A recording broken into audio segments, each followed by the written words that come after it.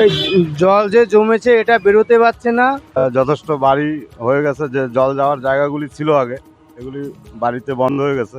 প্রচুর অসুবিধা, যে বাচ্চাটা নামতে পারছে না, হ্যাঁ, সবসময় সারাক্ষণ একটা ঘরের মধ্যে থাকছে।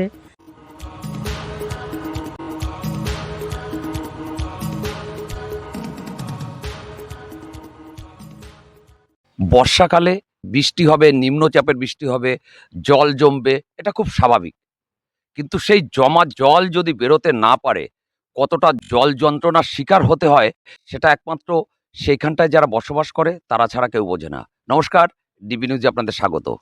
গত ২৪ ঘন্টার উপরে এক নাগাড়ে বৃষ্টি হয়ে চলেছে নিম্নচাপের প্রভাবে। আর সেই নিম্নচাপের প্রভাবে জল জমেছে বৃহত্তর ঠাকুরনগরের বিস্তীর্ণ এলাকায়। আমি এই মুহূর্তে রয়েছি ঠাকুরনগর তালতলা থেকে সামনের দিকে এগোলে সবেদাতলা বলে যে জায়গাটা আছে তার উল্টো দিকে যে রাস্তা, সেই রাস্তার ভেতরে একটা নতুন যে বসতি গড়ে উঠেছে সেই জায়গাটায়। আমি আপনাদের দেখাবো এই জায়গাটা কতটা জলে ডুবে আছে এবং সেই জল বেরোতে পারছে না, তার ফলে স্থানীয় বাসিন্দাদের কতটা অসুবিধা হচ্ছে।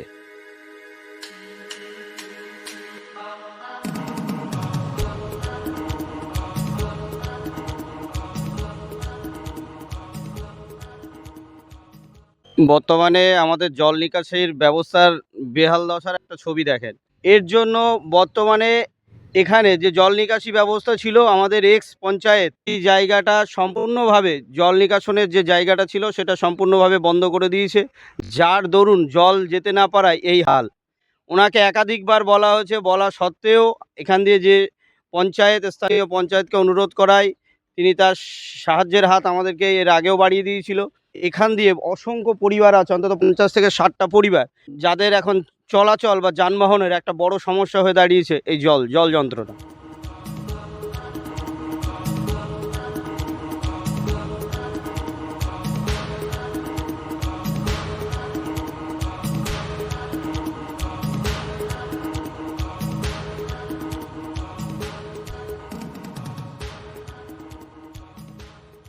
জল যে জমেছে এটা বেরোতে পারছে না। আমার দোকান, এখানে সবগুলো দোকানে জল ঢুকে গেছে। আমার লাখ লাখ টাকার মালের ক্ষতি হয়ে যাচ্ছে। মাল আমার পাইকারি থালা গ্লাসের দোকান, কাগজের থালা গ্লাস।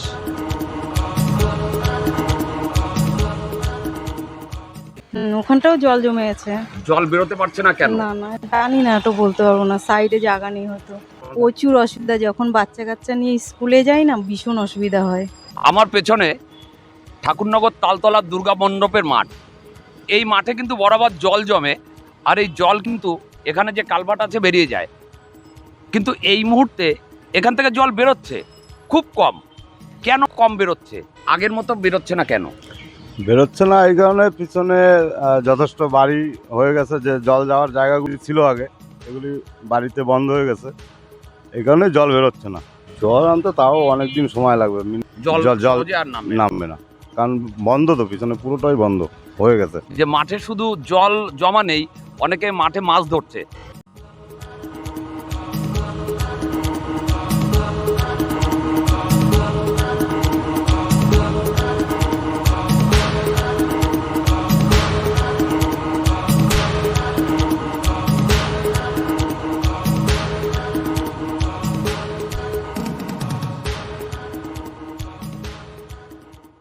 আমি এখন দাঁড়িয়ে রয়েছি ঠাকুরনগর বাবুপাড়ায়। আমার পেছনে দেখতে পাচ্ছেন প্রাক্তন সাংসদ তথা বিধায়ক মাননীয় অসীম বালার বাড়ি, আর ঠিক তার বাড়ির সামনের এই রাস্তা। আর এইদিকে দেখাবো এই পাশে যে বাড়িটা রয়েছে, পুরো জলে ডুবে রয়েছে। এই পরিস্থিতি কিন্তু আগে ছিল না, জল বেরিয়ে যেত। কোনো এক অজ্ঞাত কারণে সেই জমা জল বেরিয়ে যাওয়ার কোনো রাস্তা নেই। হ্যাঁ, যেহেতু প্রচুর বৃষ্টি হয়েছে, জল বেরোতে সময় লাগবে, কিন্তু জল বেরোচ্ছে না বললেই চলে।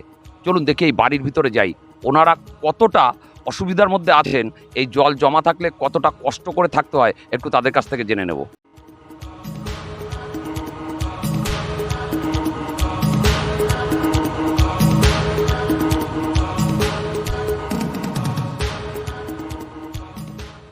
আপনার বাড়িটা তো এই যে জলে ডুবে আছে, কেন ডুবে থাকে কেন? বৃষ্টিতে তো একটা সময় জল এখান থেকে পাস হতো, এখন পাস হয় না কেন? এখন পাস হয় না, আগে ভালোই পাস হতো।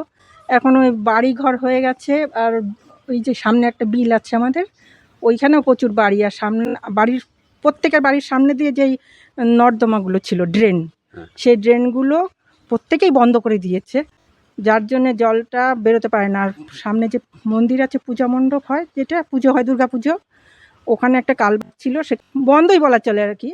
খুব কম জল পাস খুব হচ্ছে। কম জল পাস হচ্ছে। কতদিনের মধ্যে এই জল নামতে পারে বলে মনে হয় আপনার বাড়ি থেকে? বাড়ি থেকে কম করে হাঁটু অব্দি জল তো, 1 সপ্তাহ তো বেশি। প্রচুর অসুবিধা, এই যে বাচ্চাটা নামতে পারছে না, হ্যাঁ, সবসময় সারাক্ষণ একটা ঘরের মধ্যে থাকছে। হ্যাঁ, আমরাও যে উঠোনে নামতে পারছি না, সারাক্ষণ ঘরে থাকতে হচ্ছে। 2000 সালের বিধ্বংসী বন্যার কথা কিন্তু আমরা এখনো ভুলে যাইনি। তখন চারিদিকে এত বাড়িঘর ছিল না। পরবর্তীকালে অপরিকল্পিত নগর উন্নয়নের ফলে চারিদিকে অসংখ্য বাড়িঘর তৈরি হয়েছে, যা নিকাশির ক্ষেত্রে এক বড় সমস্যার সৃষ্টি করেছে। ব্লক প্রশাসন বা পঞ্চায়েত প্রশাসন আগামী দিনে উপযুক্ত আরও বেশি করে নিকাশি নালার ব্যবস্থা না করলে বড় বিপদের সম্ভাবনা কিন্তু থেকেই যায়। ক্যামেরায় সত্যব্রত বালার সাথে দীপঙ্কর বিশ্বাস, ডিবি নিউজ, ঠাকুরনগর, উত্তর 24 পরগনা।